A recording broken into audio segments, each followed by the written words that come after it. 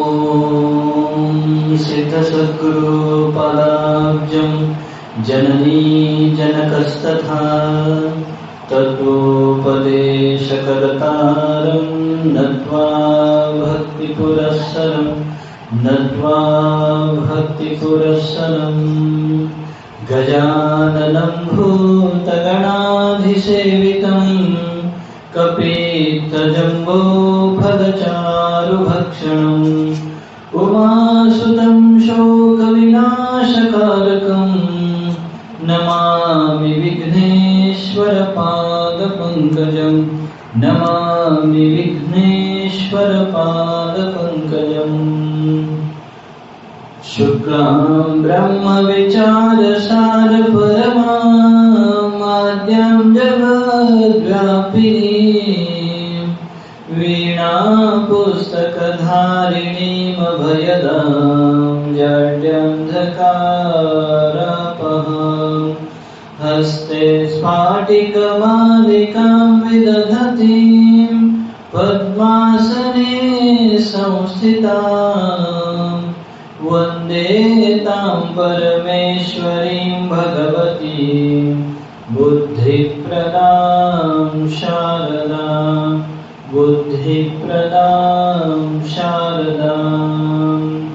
वसुदेवसुतं देवं कंसचाणूरमर्दनं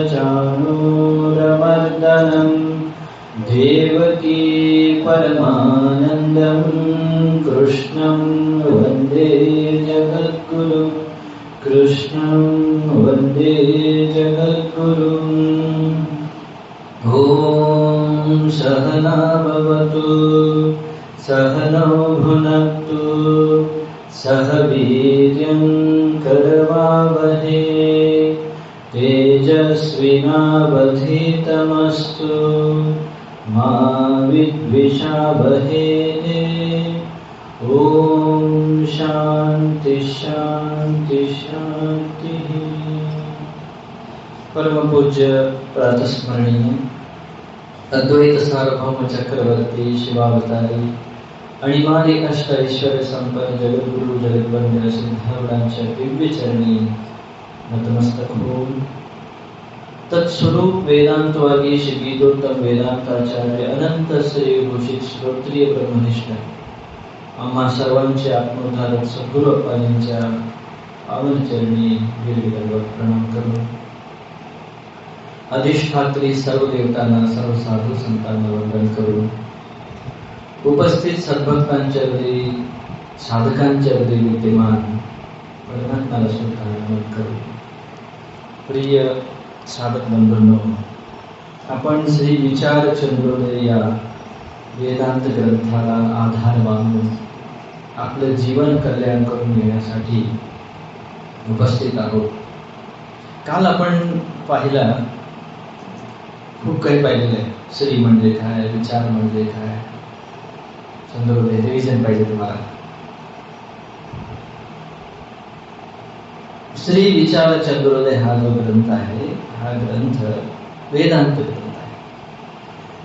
या ग्रंथाचं नाव श्री विचार चंद्रोदय का देण्यात आला की श्री हा जो प्रिफिक्स आहे, श्री कुठे लावतात?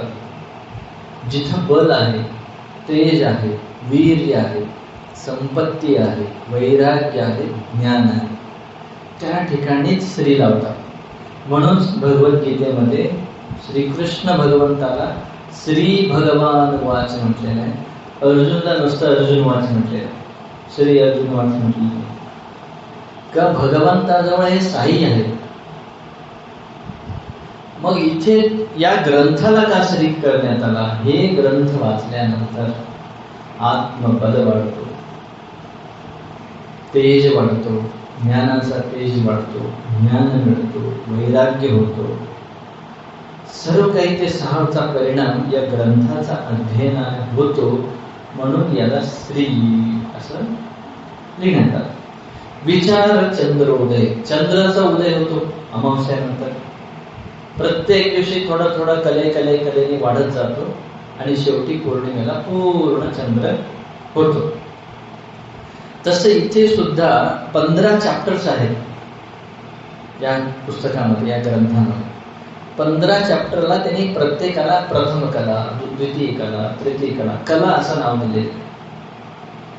असं का दिलेलं आहे? जेव्हा तुम्ही प्रत्येक कला अभ्यास करत जाल, जसं एक एक कला वाढल्यानंतर चंद्र स्पष्ट होत जातो, तसं आपल्या सुद्धा विचाररूपी चंद्र स्पष्ट होत जातो.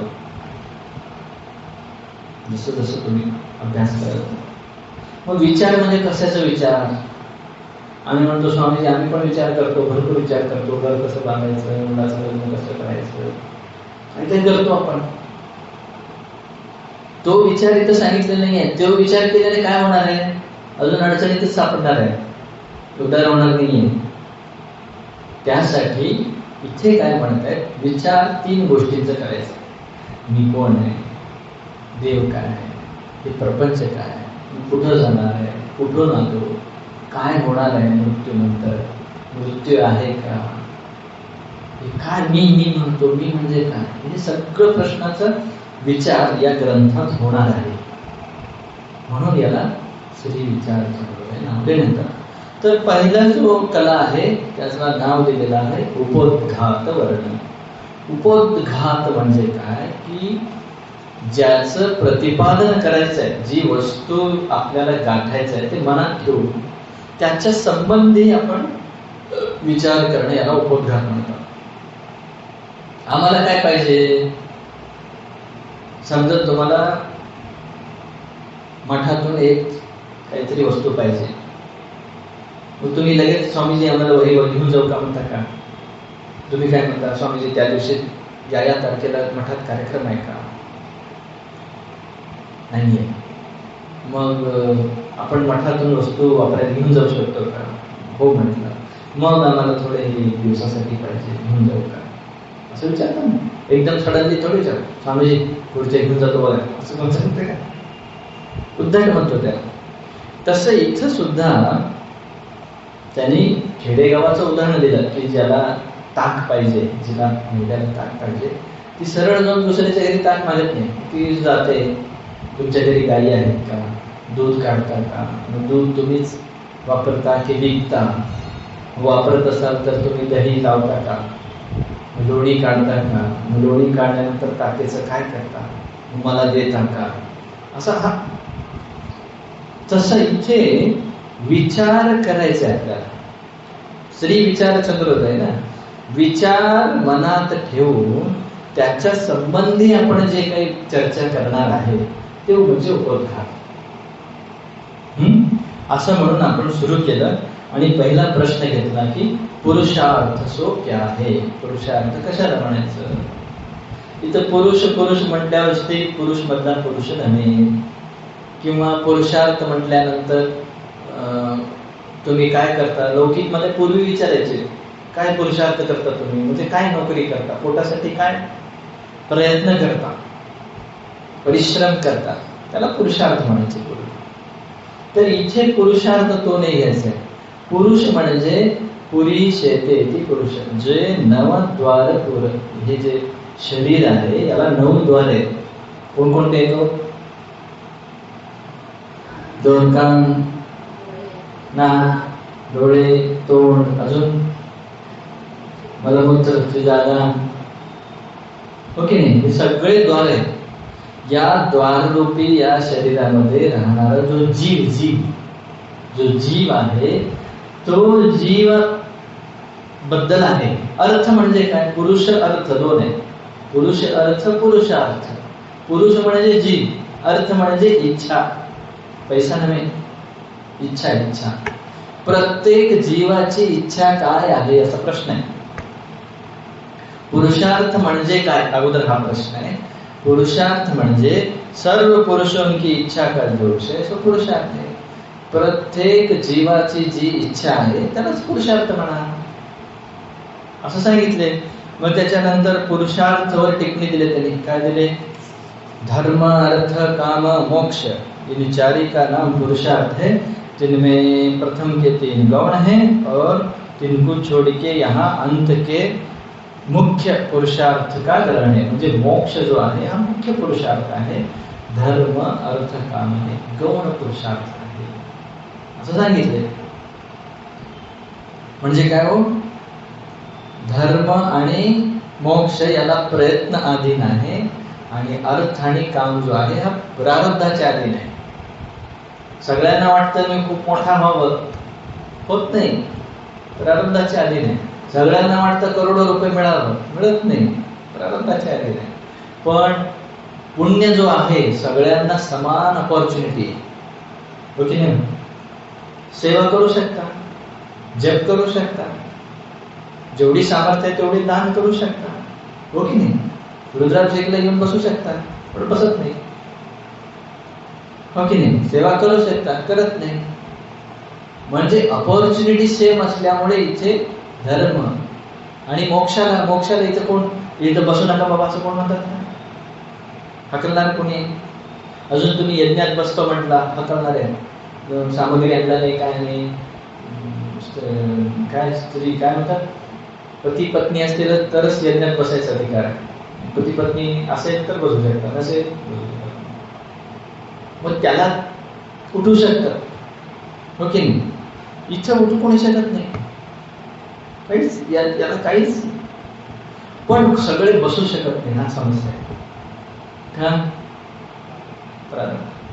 ते मी पूर्ण वाचन नाही झाला, त्यामुळे गुरूंचे 6 प्रकार जे आहे त्याच्यात फक्त एक प्रकार मी वाचलेला आहे.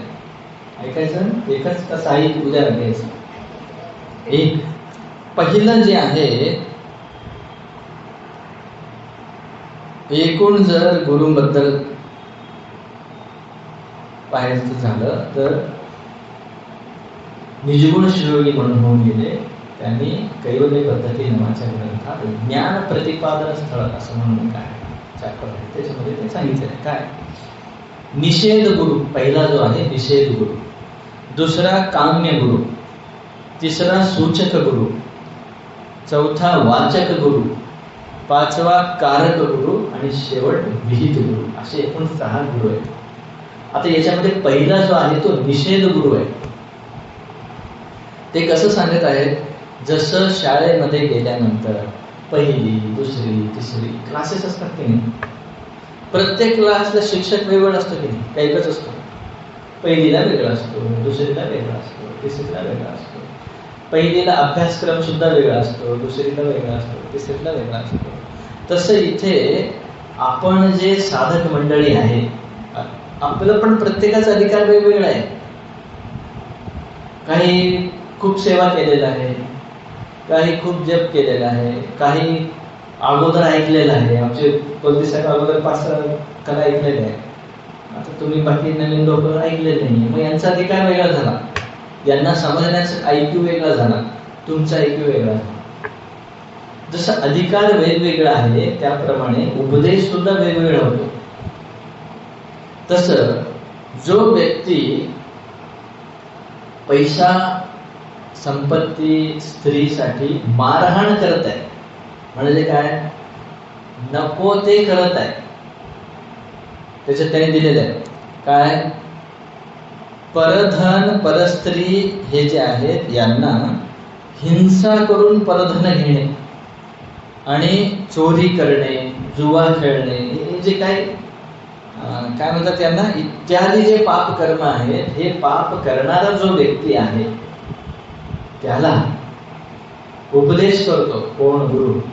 काय, तू हे जे करत आहे हे करत असताना खूप हिंसा करते, तू लोकांना मारत आहे, लुटत आहे, करत आहे, त्यामुळे तू असं कर. हे करत असताना त्या लोकांना पण त्रास होत आहे, तुला पण त्रास होत आहे, भीती आहे की नाही, मी मारत असताना त्यांनी काहीतरी केला, पोलीस येऊन पकडले, हे सगळं भानगडे आहेत की नाही.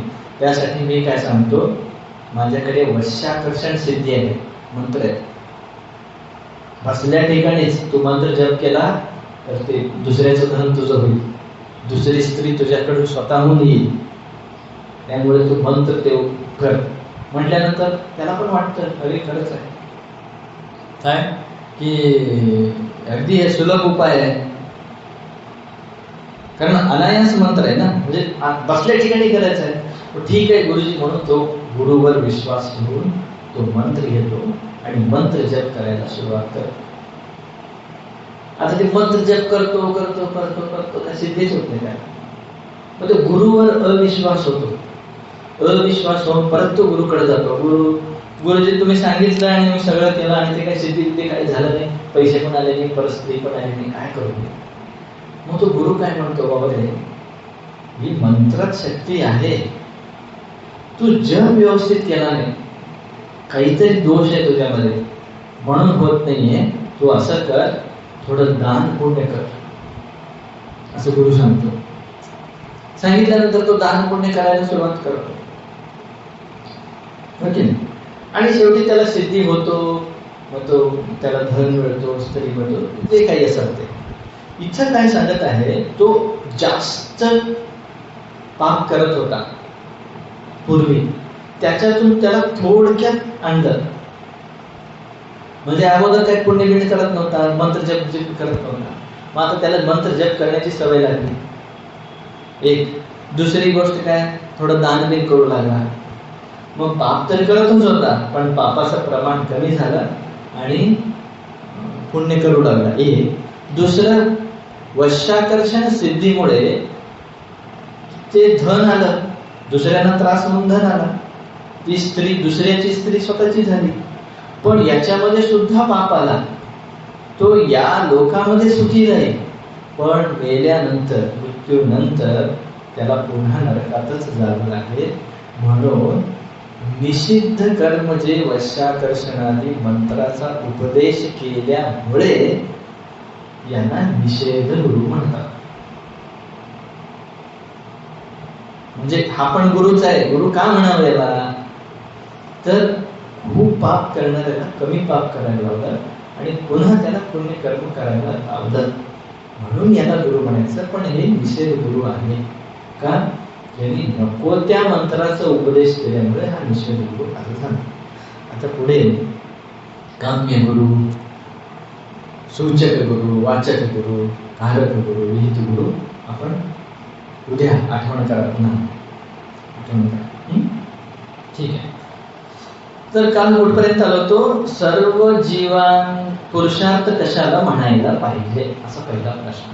तर त्याचं उत्तर काय झालं की सर्व पुरुषांना ज्याची इच्छा होते त्याला पुरुषार्थ म्हणावे, असं पहिल्या प्रश्नाचं उत्तर आहे. मग इथे तुम्ही जे कोणी बसलेला आहे, 4 पुरुष मंडळी, 2 महिला मंडळी, तुमच्या आता सगळे जीवांचे मंडळ आहे त्यांनी, सगळे जीव म्हणजे मुंगी, हाती बिती सगळं आलं. मग इथे बसलेल्या 6ही जणांना काय इच्छा आहे कॉमन, ते पुढे आहे. काय म्हणतात, सर्व पुरुषांको किसकी इच्छा होवे, सगळ्या पुरुषांना कशाची इच्छा होईल, सगळ्यांना एकच इच्छा आहे का होईल, ते तुम्हाला समाधी पाहिजे, यांना आरोग्य छान पाहिजे, तुम्हाला ज्ञान पाहिजे, असं प्रत्येकाला वेगवेगळं केली. पण इथं काय म्हणत आहे, सगळ्यांना कशाची इच्छा होते, तर उत्तर सांगत आहे, सर्व पुरुषांको सर्व दुखन की निवृत्ति और परमानंद की प्राप्ति की इच्छा होवे है. प्रत्येक आपण जे कोणी आपण इथे बसलेला आहे, मी वर बसलेला आहे, तुम्ही खाली बसलेला आहे, लोक बाहेर फिरत आहे, किडे आहे, मुंगी आहे, जे कुठलाही जीव आहे, प्रत्येक जीवाला काय पाहिजे हो, आनंद पाहिजे. आनंद म्हणलेलं आहे त्यांनी, सुख म्हटलेलं नाहीये. आता सुख म्हणजे काय, आनंद म्हणजे काय, फरक आहे. दुःख कधीही नको, सर्व दुःखों की निवृत्ती म्हटलेलं आहे. आता सर्व दुःख म्हणजे काय, त्याच्यावर टिप्पणी दिली का, पुढच्या प्रश्नामध्ये आलेला आहे. काय, सर्व दुःखों की निवृत्ती और परमानंद की प्राप्ती, सो क्या है. हे जे तुम्ही म्हणाला, प्रत्येक पुरुषाला कशाची इच्छा आहे, सर्व दुःखांची निवृत्ती, निवृत्ती म्हणजे सर्व दुःख नकोय, आणि परमानंद प्राप्ती पाहिजे. मग याला काय म्हणायचं, उत्तर देतात, सर्व दुःखांची निवृत्ती और परमानंद की प्राप्ती यह मोक्ष का स्वरूप है. म्हणजे काय, यालाच मोक्ष म्हणतात. म्हणजे जितके काही जीव आहे सगळ्यांना मोक्ष पाहिजे, हो की नाही? मग आपण जे काही करतो सकाळपासून संध्याकाळपर्यंत याच्यासाठीच करतो. काय? दुःख कधी येऊ नये, आलेलं सुख कधी सोडून जाऊ नये, सगळे मोक्षार्थी आहे. आता सर्व दुःख म्हणजे काय तिथे दिलेलं आहे. काय? 6 नंबरवर दिलेलं आहे. अज्ञान सहित जन्म मरणाधिक दुःख कहिये. काय हो? अज्ञान सहित जन्म मरणाधिक दुःख कहिये. आता जन्म मरण म्हटलंय. ओके, मला सांगा, जन्म होत असताना सुख आहे का दुःख आहे? हो, जन्म होत असताना सुख आहे का दुःख आहे? सुख आहे. हा, रडतो किंवा बाळ ते बाळ रडतच जन्मतो की नाही? आम्ही विचारत काय, ज्याला जन्म होतो त्याला, आईला सुख आहे? कुठं आहे? दुःखच आहे तिला. पण ते आई लोकांनाच विचारा, आई झालेल्यांना किती त्रास आहे. एवढ्याशा जागेतून तो एवढा मोठा बाळ येणं किती पेनफुल आहे. ते वैराग्यामध्ये दिलेलं आहे, प्रसूती वैराग्य. त्या प्रसूतीच्या वेदनेमध्ये महिला कमिट करते म्हणे, का एवढा मोठा त्रास कशामुळे आला? माझ्या नवऱ्याशी संबंध केल्यामुळे आला, मी नवऱ्याशी संबंध करणार नाही म्हणते. ते बाळ झालं रे झाला विसरते, परत माझा नवरा कुठे आहे म्हणते. हे क्षणिक वैराग्य. तर काय, जन्मताना त्या बाळाला दुःख आहे म्हणूनच तो रडतो. हो की नाही? मरताना कोण हसत मेले का? वाचतो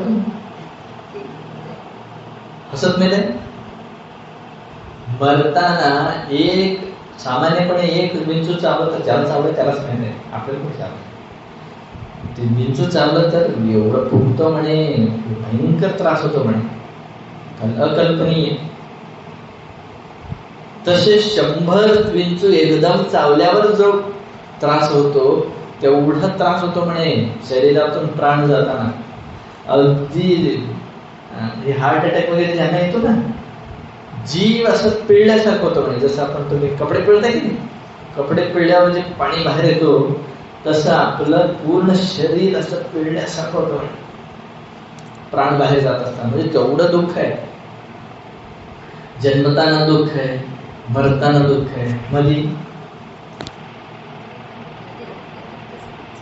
म्हणजे आपाशी विचारतात, कडुनिंबाचं काळी असतो की नाही, या टोकाला कडू आहे, या टोकाला कडू आहे, मध्ये गोड आहे का? कडूच असणार आहे. वाटतं आपल्याला सुख आहे म्हणून क्षणासाठी, हो की नाही? थोडं जास्त त्रास झाला, आता आजारी असतो की नाही, आजारी असताना झोप लागत नाही, डोकं दुखतो, हे होतो ते होतो, थोडं बरं झालं काय वाटतं? जसं धावणाऱ्या माणसाला चालायला सांगितलं तर त्याला बरं वाटतं, चालणाऱ्या माणसाला बसायला सांगितलं बरं वाटतं, खूप वेळ बसलेल्या माणसाला झोपायला सांगितलं बरं वाटतं. पण प्रत्येक दुःखच आहे ना. तसं इथे संसारामध्ये दुःखच आहे, याला दुःखालयच म्हणून दिलेलं आहे नाव. जसं दुकानाला बोर्ड असतो की नाही, काय असतो? पेंट, एशियन पेंट म्हणतो, तिथे एशियन पेंटच मिळतो, बाकी मिळत नाही. तसे या प्रपंचाला दुःखालय म्हणून बोर्ड, तिथं कसं काय सुख भेटणार नाही? भेटल्यासारखं वाटतं पण नाहीये. सुख भेटतं म्हणून घर बांधतो, आता घर रोज झाडू मारावं लागतं, हो की नाही? लाईट गेलं, जवळ गेलं, पेंट गेलं, हे झालं, ते तुटलं, हो की नाही? लग्नात सुख आहे म्हणला, तुम्हालाच माहित आहे किती सुख आहे, हो की नाही? मुलात सुख आहे म्हणला, मुलं सुख आहे का? नाही. उगी ते आहे, उगी सुख आहे म्हणल्यासारखे फसवले गेले तुम्हाला सगळ्यांना, आम्हाला सगळ्यांना फसवून हे घर बांधले, लग्न करून घे, फसलोय आपण. म्हणून इथं काय सांगत आहे? सर्व दुःख म्हणजे काय? सर्वात मोठं दुःख म्हणजे अज्ञान. अज्ञान सहित जन्म मरणाचे म्हणजे दुःखाचा मूळ कारण काय आहे? अज्ञान. अज्ञान म्हणजे काय? मी कोण आहे आपल्याला माहित नाही आहे. मी शरीर आणि मन म्हणून जे बसलोय, हे जे अज्ञान आहे, मी खरं परमात्मा आहे, मी आनंद स्वरूपच आहे, हे विसरून मी शरीर आणि मन म्हणून जे बसलंय ते अज्ञान आहे. मी कोण आहे मला माहित नाही, कधीपासून माहित नाही, ते अज्ञान आहे. अज्ञान सहित जन्म मरण जे आहे हे दुःख आहे असं सांगितलं. पुढे काय म्हणतात? निवृत्तीवर काय टिप्पणी आहे? मिथ्यापने का निश्चय रूप बाध निवृत्ती म्हणजे काय? निवृत्ती पुरुष मंडळीला माहित आहे जास्त. निवृत्ती झाली म्हणता की नाही तुम्ही? सेवा निवृत्ती म्हणजे काय? हा, म्हणजे अगोदर तुम्ही काम करत होता, आता त्या कामातून सुटका झाली, निवृत्ती म्हणतो की नाही. इच्छा काय म्हणत आहे? आता इच्छा जे आपल्याला जे निवृत्ती होणार आहे, दुःखाची निवृत्ती होते. म्हणजे आपण दुःख पकडून बसलो का? जसं तुम्ही आता कॉलेजमध्ये वगैरे होता, तुम्ही ते काम करत होता, आता ते निवृत्त झाला म्हणजे काय? तिथं जात होता, सोडला, हो की नाही. इच्छा काय म्हणत आहे? सर्व दुःखों की निवृत्ती म्हणत आहेत की नाही. मग सर्व दुःखों की निवृत्ती म्हणजे सर्व दुःखाला आपण पकडून ठेवलंय का? की सोडणार आहे म्हणजे निवृत्ती होईल. मी ते सांगत आहे त्याला, म्हणूनच आपल्याला वाटत आहे की आपण पकडून ठेवलेलं आहे, म्हणून ते सांगत आहे मिथ्यापने का निश्चय रूप बाध निवृत्ती है. म्हणजे काय? हे खोट आहे असं निश्चय करणे यालाच निवृत्ती म्हणतात. आपण पकडून ठेवलं नाहीये, आपण काय केलेलं आहे? खोट्याला माझं म्हणून बसलेलं आहे. ते पुढे येणार आहे. मी शरीर नाहीये, मी मन नाहीये, मी बुद्धी नाहीये. आता मी शरीर मन बुद्धीच नाहीये, तर मग या शरीराचे संबंधी माझे कसे असणार आहे? हे शरीर कुठं राहतो, ते घर माझं कसं असणार आहे? खोटं आहे सगळं, हे ते सिद्ध करणार आहे. म्हणजे इथे निवृत्ती म्हणजे काय हो? असं सोडणार आहे असं नाहीये. आपल्याला जे मिसकन्सेप्शन झालेलं आहे त्याला खरं कळणं, ते कळेल. सुरुवातीला हे अवघड जाईल, पुढे पुढे कळेल. पुढे काय म्हणतात? परमानंद की प्राप्ती. परमानंद म्हणजे काय? त्याच्यावर टिप्पणी दिलंय का? परम प्रेम का विषय परमानंद है. आता हे परमानंदावरच येऊ, कारण आपल्याला सर्वात हे प्रश्नच महत्वाचा आहे. महत्वाचं आहे की नाही? सगळ्यांना दुःख नकोय, सुख पाहिजे, हेच आहे की नाही? दुःख तरी तुम्हाला आहे, किती दुःख आहे कळालं? जितके दिवस आहेत तितके रोग आहेत म्हणे. 365 दिवस आहेत, 365 रोग आहेत, आणि रोज नवीन नवीन परत रोग येत आहेत. कोरोना अगोदर नव्हता आला नवीन, असे रोज नवीन नवीन आहेत, रोज नवीन नवीन दुःख आहेत, हो की नाही? आता काय म्हणत आहेत? परमानंद प्राप्ती, परम आनंद, परम प्रेम का विषय परमानंद. आता मला सांगा, सर्वात जास्त प्रेम कशावर आहे? हो, आपण बसलो की नाही इथे, सगळ्यांना पैसा आवडतो की नाही? मला तरी आवडतो. तुम्हाला आवडते की नाही? पैसे असेल तरच तुमचं वाटचाल चालणार आहे. पुढे जायचंय जाऊ शकता, काय खायचंय खाऊ शकता, काय वस्तू घ्यायचंय घेऊ शकता, हो की नाही? सगळ्यांना काय पैसा आवडतो, पण परम प्रेम आहे का त्याच्यावर? हा प्रश्न आहे.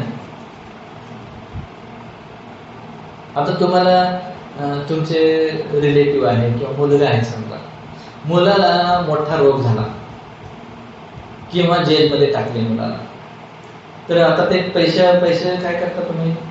ते पोलिसांना देता, ते अपोजिट पार्टीला देता, काय ना काय करून ते हॉस्पिटलला पैसा आणून देता, खर्च करून पैसा काढून देतात तुमच्याकडे नसले तरी. पण काय पाहिजे? मुलाला व्यवस्थित पाहिजे, आपले संबंधी व्यवस्थित पाहिजे. म्हणजे त्या पैशाचं प्रेम आता कुठं आलं? मुलावर आलं.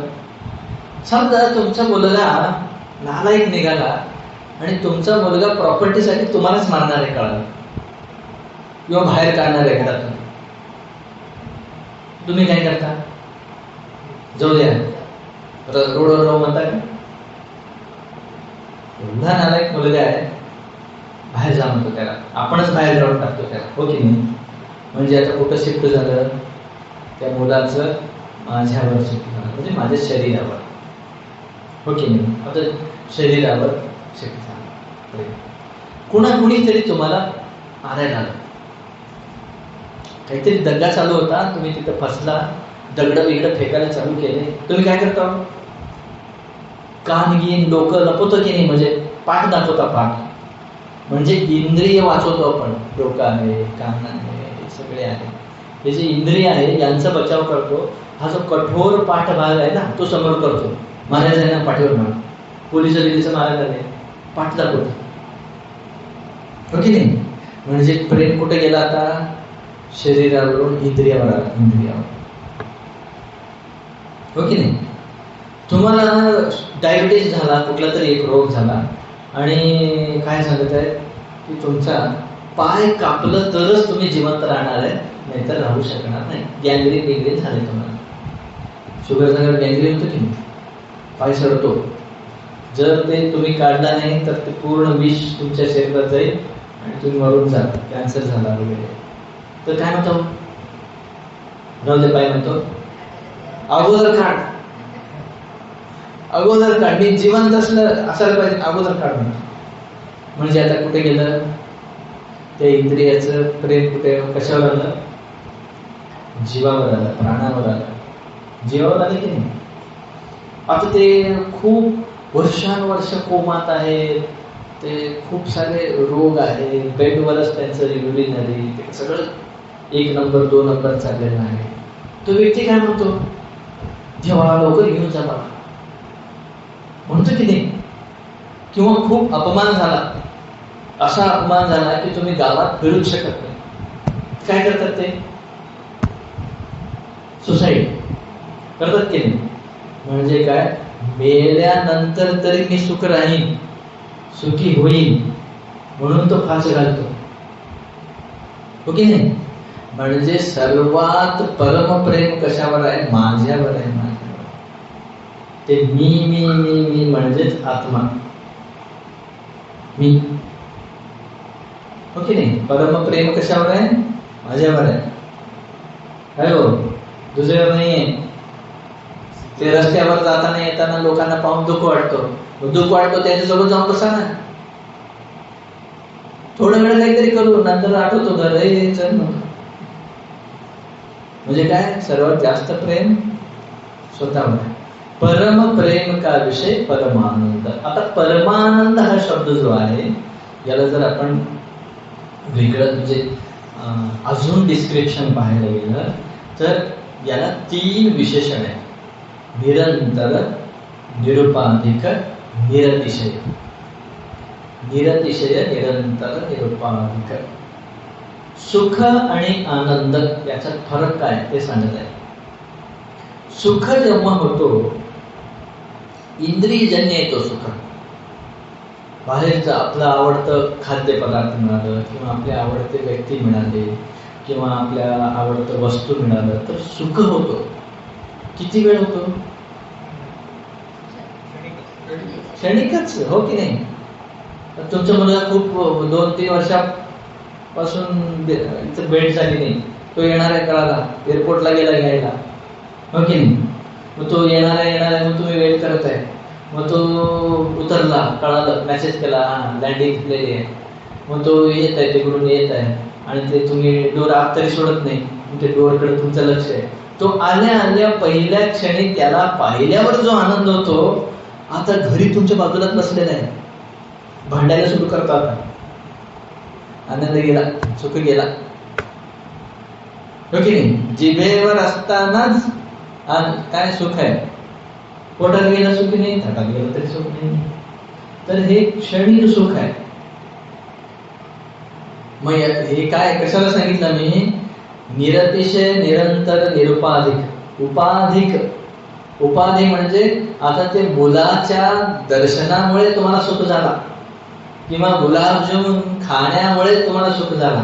म्हणजे ते सुख कशावर अवलंबून आहे? ते मुलावर आणि गुलाबजामुनवर आहे. संगीत म्हणजे हे जे 5 इंद्रिय आहेत ना, 5 इंद्रियांना जे होणारं सुख आहे ते दुसऱ्या वस्तूवर अवलंबून आहे व उपाधीवर अवलंबून आहे. पण जे माझं जे परमानंद आहे ना, हे कुठल्याही उपाधीवर अवलंबून नाही, आपोआप आहे, स्वतः आनंद स्वरूप आहे. हे निरुपाधिक म्हणजे उपाधी रहित आहे. निरंतर, निरतिशय. अगोदर निरतिशय पाहू. निरतिशय म्हणजे काय? आता पहा, जो पायी चालतो ना, त्याला काय वाटतो? अरे पाय चालायचं म्हणजे खूप आवडतं. पण सायकल मिळालं तर बरं. सायकल मला काय म्हणतो? सायकल म्हणजे खूप आयडल मारावं लागतं. जर गाडी असली की असं केलं की पळतो, गाडी घेतो. गाडी मला काय म्हणतो? पावसात भिजला, अरे पावसात भिजावं लागतं. कार असलं तर बरं झालं असतं.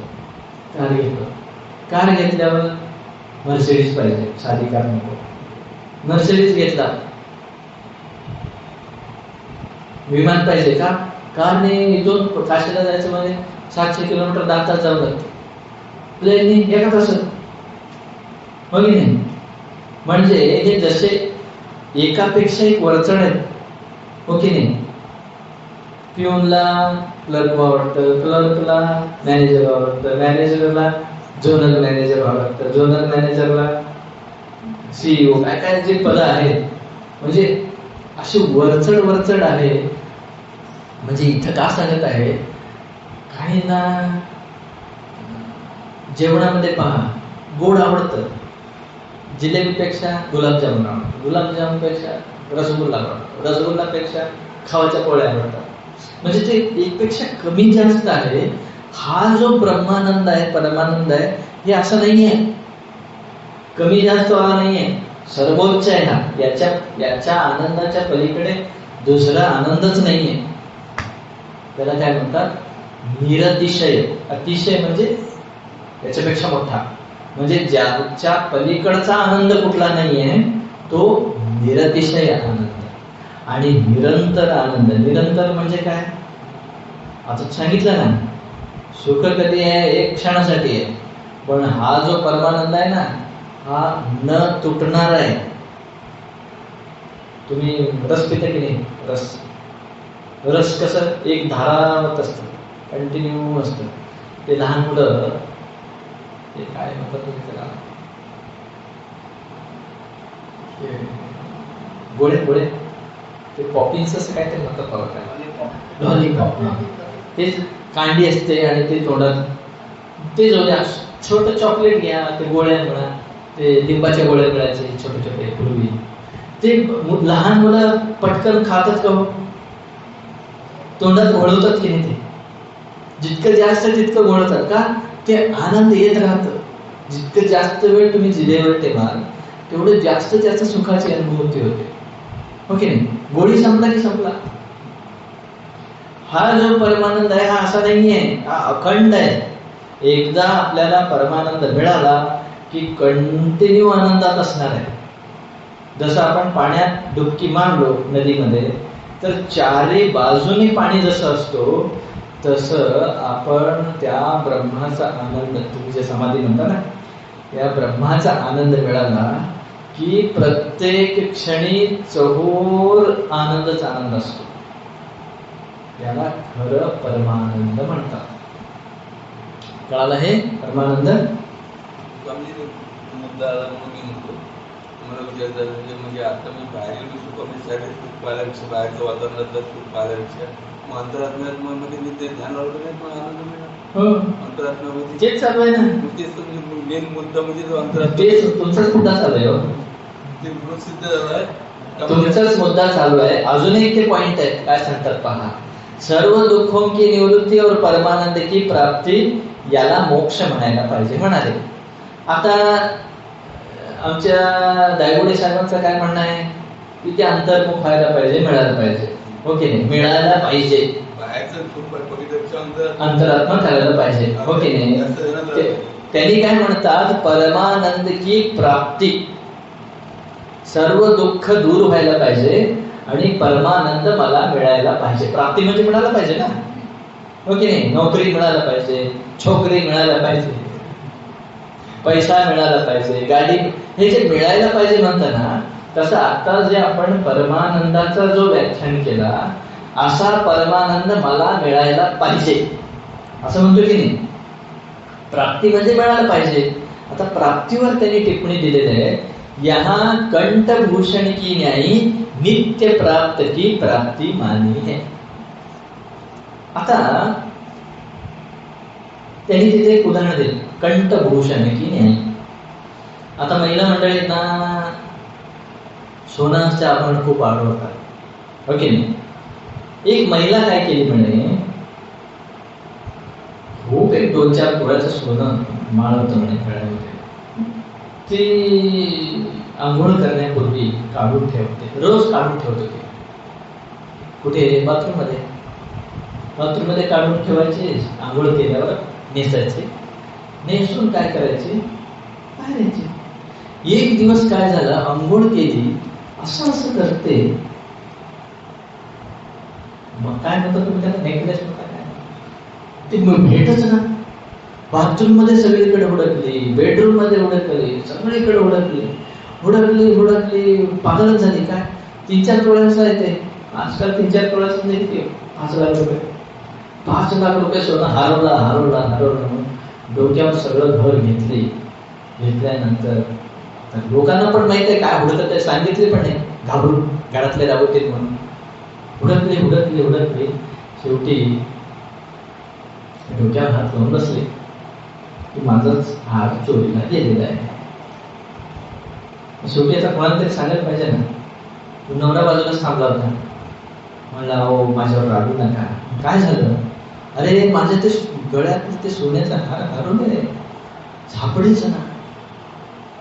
तो नवरा हसला म्हणे, तो म्हणला जरा गळ्याला हात लाव म्हणला म्हणे. ते काय झालं होतं, त्याचे हार समोर असायला पाहिजे की नाही, आंघोळ करताना ते पाठीमागे गेले, ती काढायला विसरली त्या दिवशी आणि तसेच आंघोळ केली. आंघोळ करताना ते समोर यायचे पाठीमागे गेले ते. मग जेव्हा असं केली, अरे मिळालं म्हणाली ती, हार मिळाला म्हणाली ती. मिळालं का मग तिला? हरवलं होतं का? हरवलं सारखं तिला भान झालं होतं. मग ती सगळं डोक्यावर घेतली, घर सगळं शोधलं. मिळेल का होते घर शोधल्यावर, नाणी शोधल्यावर? कुठे मिळालं? जिथं होतं तिथेच मिळालं, फक्त विसरल्यासारखं झालं होतं. जागा त्याची ती पाठीमागे गेली होती, होतं तिथंच. त्याचप्रमाणे हे कंठाभूषण की नाही, कंठ आभूषण. जसं गळ्यात हार होता, हरवला नव्हता तो, ती विसरली होती. आपल्याला पण कधी कधी होतं, चष्मा असं ठेवलेला होतो असतो, घरभर फुडकतो, कुठे गेला चष्मा म्हणून. आणि शेवटी लोकांना पण विचारतो घरच्यांना, हो माझा चष्माच भेटत नाही म्हणून. मग तो म्हणतो जरा डोक्याला हात लावतो, असं अरे इथेच आहे. कधी कधी हातात मोबाईल ठेवूनच मोबाईल हुडकत असतो, की नाही. हातात चावी असते, चावी हुडकत असतो. म्हणजे जो अगोदर आपल्या जवळ आहे ते पुन्हा भेटणे. इथं काय म्हणत आहेत, कंठाभूषण की ज्ञानी प्राप्त की प्राप्ती, नित्य प्राप्त की प्राप्ती म्हणत आहे, हो की नाही. पैसे गाड्या मिळतात, तुम्ही काय पैसे दिला गाड्या मिळतात, अगोदर नव्हतं मिळालं हे असं नाहीये. नेहमी जो प्राप्तच आहे ते पुन्हा प्राप्त झाला, नित्य प्राप्त की प्राप्ती. म्हणजे काय हो, ऑलरेडी आपण परमानंद स्वरूप आहोत, सच्चिदानंद स्वरूप आहोत. पण जशी ती महिला विसरून गेलेली आहे, दुसरीकडे शोधत आहे, तसं आपण सुद्धा परमानंद स्वरूपच आहोत. पण या शरीर, मन, बुद्धी, नाव, गाव, जात हे सगळं पकडून ठेवलेलं आहे. तिथं शोधत आहे आपण आपल्याला, तिथं नाहीच आहे तो, तिथं नाही तो आपण नाहीच आहे. आपण खरं सच्चिदानंद स्वरूप आहे. ते सच्चिदानंद स्वरूप जाणणे परमानंद प्राप्ती, म्हणजे सर्व दुःखांची निवृत्ती आणि परमानंद प्राप्ती म्हणजे नित्य प्राप्त रूप प्राप्ती, जे नव्हतं मिळणार आहे असं नाहीये. मोक्ष म्हणजे इथून स्वर्गात जायचंय, परत ब्रह्मलोकात जायचंय, आता ते येणार आहे पुढे. मोक्ष मोक्ष म्हणजे काय, कुठं आहे काय ते? पुढचा प्रश्न तोच आहे. यह मोक्ष का स्वरूप है, सर्व दुखन की निवृत्ति और परमानंद की प्राप्ति, यह मोक्ष का स्वरूप है, असं सांगितलं ना, ते सांगितलं ना. तर मोक्षवर टिप्पणी आहे, काय म्हणतात? कर्ता 10 नंबर वाचा. कर्ता भोक्तापने आदिक अन्यता भाव को छोड़ के स्वस्वरूप से स्थिती ही मोक्ष है. म्हणजे काय? मी कर्ता आहे, मी करणार आहे आणि मी भोगणार आहे, असे जे काही अन्य भाव आहे, हे सर्व सोडून जो स्वतःच्या स्वरूपात राहतो याला मोक्ष म्हणायला पाहिजे, असं सांगत आहे. अयो, मी शरीर आणि मी मन नाहीये, मी करताही नाहीये, मी भोगताही नाहीये. करता कोण आहे? जीव आहे, मी नाहीये. भोगता कोण आहे? जीव आहे, मी नाहीये. मी जाणतो की नाही? मी काम करत असताना मी काम करत आहे हे जाणत आहे की नाही? मी आता भोग करत आहे हे जाणत आहे की नाही?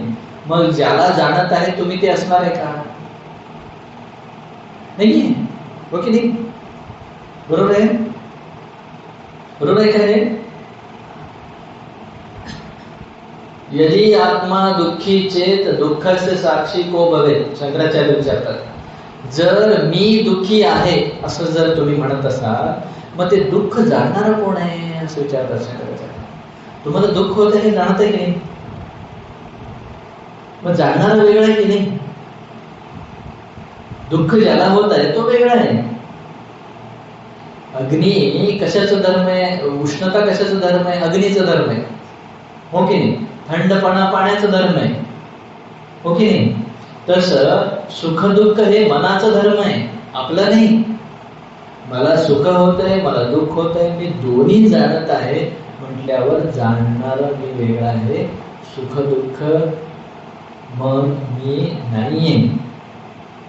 म्हणजे इथे काय, मी करणारा नाहीये, मी भोगणारा नाहीये. या दोन्ही जे भावना सोडून मी फक्त जाणणारा आहे, परमानंद सच्चिदानंद परमानंद रूप मी आहे, असं समजणे म्हणजेच मोक्ष आहे. मोक्ष म्हणजे मेल्यानंतर मोक्ष मिळतो, चुकीचं आहे. समाधीत मोक्ष मिळतो, चुकीचं आहे. मी माझं स्वरूप जाणलं, मी चालता फिरता सुद्धा मी मोक्षाचा अनुभव करू शकतो.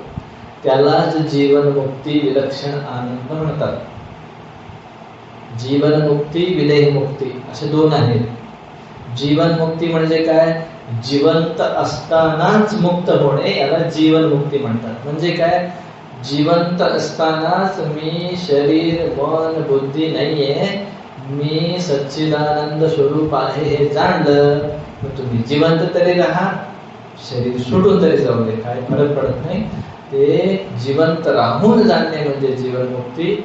जीवनमुक्ती झालेल्यालाच विदेहमुक्ती आहे. जीवनमुक्ती ज्याला झालेला आहे त्यालाच विदेहमुक्ती आहे. म्हणून आमच्या धायगुडे साहेबांना म्हणा कळायला पाहिजे की मेल्यानंतर किंवा समाधी लावल्यानंतर प्राण सोडल्यानंतर मुक्ती नाहीये. जो जिवंत असतानाच स्वतःचं स्वरूप जाणून घेतो तो कोण आहे? तो मुक्त आहे. विना नुसतं ते बसणाऱ्याला त्याला मोक्ष म्हणत नाही. मग काही जणांचं म्हणणं आहे, कितनेक लोक तो स्वर्ग वैकुंठ गोलोक ब्रह्मलोक आदि की प्राप्ति को मोक्ष जानते हैं, सो वेद से विरुद्ध है. ऊपर कया मोक्ष का स्वरूप वेद अनुसार ही है. काय म्हणताय? काही लोक म्हणतो की नाही आपण, काय स्वर्गात जाणं म्हणजे मोक्ष, वैकुंठात जाणं म्हणजे मोक्ष, गोलोकात जाणं म्हणजे मोक्ष, ब्रह्मलोकात जाणं म्हणजे मोक्ष. हे सगळे जे काल्पनिक मोक्ष आहेत हे वेदाच्या विरुद्ध आहेत. आम्ही जे सांगत आहे ते वेदानुसारच आहेत, म्हणूनच याला वेदांत म्हणतात. म्हणजे आम्ही सांगितलेले डेफिनेशन काय, की स्वस्वरूपामध्ये स्वस्वरूप अनुसंधानम भक्तिरित्यभिधीयते. शंकराचार्यांनी भक्तीची व्याख्या केलेली आहे. जो स्वस्वरूपामध्ये राहतो ती खरी भक्ती आहे. भक्ती म्हणल्यावर रोज झाडू मारतो, मंदिराला जातो, पैसे देतो, पूजन करतो, ते प्रारंभिक भक्ती आहे. त्याच्याशिवाय इथपर्यंत येणार नाही. ती प्रारंभिक भक्ती आहे, पण ती परमभक्ती नव्हे. खरी भक्ती म्हणजे काय? स्वस्वरूप जाणणे. गुरु सांगतो की नाही, गुरुचं काम काय आहे? तू सच्चिदानंद स्वरूप आहे असं गुरु सांगतो की नाही. आता आमच्या कनेरी स्वामींच्या मठामध्ये एका शास्त्रींनी सांगितलं होते, मी शब्द प्रयोग करू शकत नाही माईकमध्ये. समजा तुम्हाला रस्त्यावर जाणारा कोणीतरी छान शिवी दिला, छान शिवी म्हणतो, म्हणजे मोठा तुम्हाला ते लागलं, टोचलं, तुमच्या जातीवर म्हणा, कुठल्याही पर्सनलवर शिवी दिली. किती दिवस भिडतो ते, काय करतो आपण? तो आपल्याला जाणत नाही, काय नाही, तरी सुद्धा त्यांनी आपल्याला शिवीगाळी दिली तर तो कसा काय मला शिवी दिला, तुला बघूनच घेतो. किती दिवस त्याला डोक्यात ठेवतो. कोणी रस्त्यावर जाणारा माणूस शिवी दिला ते मनात लावून घेतो की नाही आपण, आणि डोक्यात लावून घेतो, तो मला अशी शिवी दिला, डिस्टर्ब होतं की नाही. पण स्वतः परमात्मा स्वरूपी गुरुनाथ सद्गुरु तू ब्रह्म आहे, सच्चिदानंद रूप आहे म्हणून सांगत आहे. काही फरक पडत नाही. उलट म्हणतो असं कसं स्वामीजी, असं कसं मी सच्चिदानंद स्वरूप आहे. म्हणजे किती पाप बुद्धी आहे आपली, किती दुर्बुद्धी आहे. ओके, देव स्वरूपी आहे ते सांगत आहेत, अरे तू सच्चिदानंद स्वरूप आहे, तू कधी मरणार नाहीये, तू नेहमी आनंद स्वरूपात राहणार आहे, ते सांगत आहेत. आपण काय म्हणतो? असं कसं? ते शिवी देणाऱ्याला असं कसं म्हणायला पाहिजे? तू शिवी दिला की नाही? तू शिवी देणार आहे, मी तसं नाहीये. तू देणार आहे, मी थोडी घेणार आहे, मी तसं नाहीये असं म्हणतो का? आज तू कसं काय दिला मला? म्हणजे एवढी पाप बुद्धी आहे. तर काय इथे काय म्हणत आहेत? स्वर्गला जाणे, वैकुंठला जाणे, गोलोकला जाणे. म्हणजे काय? तुम्ही आता आम्ही गेलो होतो टूरला, 7 दिवस टूरला गेलो होतो. मग ते 5 स्टार 3 स्टार हॉटेलमध्ये राहतात की नाही लोक. मग आम्हाला पण ते मठामध्ये AC रूम, हा रूम, तो रूम दिले, ठेवून घेतले का आम्हाला. ते एका दिवसात हाकालले, पैसे घेतले. हुबळी मठात 2400 घेतले, बागलकोट मध्ये 13,500 घेतले. जिथेच घेतले. तुमचा टर्म पैसा झाला हा म्हणून टाकतात.